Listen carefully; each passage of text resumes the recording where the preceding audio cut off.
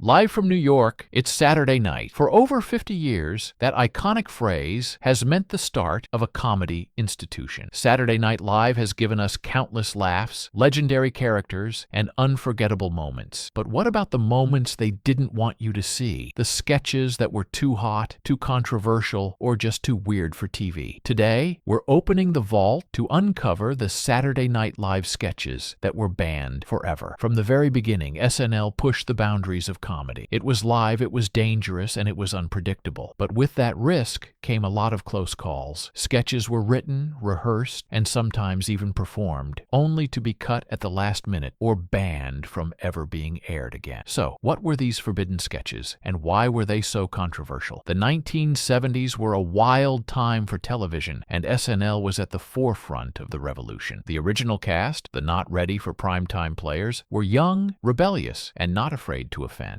One of the most infamous examples is the Word Association sketch from 1975, starring Chevy Chase and host Richard Pryor. In the sketch, a job interview takes a dark turn as the word association game becomes increasingly racist, culminating in Chevy Chase saying the N-word. It was shocking, it was uncomfortable, and it was a direct commentary on racism in America. Written by comedian Paul Mooney based on his own experiences. While it aired once, it's rarely been seen since, and remains one of the most controversial moments in TV history. Another 70s sketch that caused a stir was the Claudine Longet Invitational. It poked fun at the singer Claudine Longet, who had been arrested for the shooting death of her lover. The sketch, which showed skiers being accidentally shot, led to a cease and desist letter from Longet's lawyers and SNL's first ever on-air apology. The sketch was pulled and never aired again. As SNL moved into the 80s and beyond, the controversies didn't stop. In 1981, the punk band Fear, brought in by John Belushi, caused a near riot in the studio, leading to a reported $200,000 in damages and a lifetime ban. In 1986, a sketch called Nude Beach, with host Matthew Broderick, was so controversial for its depiction of nudity using prosthetic body parts that it was cut after the dress rehearsal and only surfaced online years later. And who could forget Martin Lawrence's 1994 monologue? He went on a bizarre and explicit rant about female hygiene that was so offensive, it was completely edited out of all future broadcasts. Lawrence was banned from the show for life. But not all banned sketches are due to controversy. Many are simply cut for time. These are sketches that are fully rehearsed but get dropped at the last minute to keep the show on schedule. Thanks to the internet, many of these gems have found a second life online. Sketches like Penelope's Charity with Kristen Wiig or Alan with Will Ferrell are considered by many fans to be some of the funniest sketches ever written, even though they never made it to the live show. These sketches give us a fascinating glimpse into the creative process of SNL and the difficult choices that have to be made every week. So, from racial commentary to punk rock riots to simple time constraints, the reasons for banning an SNL sketch are as varied as the show itself. These forbidden moments are a part of SNL's legacy, a reminder of a time when television was a little more dangerous and a lot more unpredictable. What do you think? Should these sketches have been banned? Let us know in the comments below. Thanks for watching the 70s and 80s Vault. Don't forget to like, subscribe, and hit that notification bell for more deep dives into the greatest decades of pop culture. See you next time.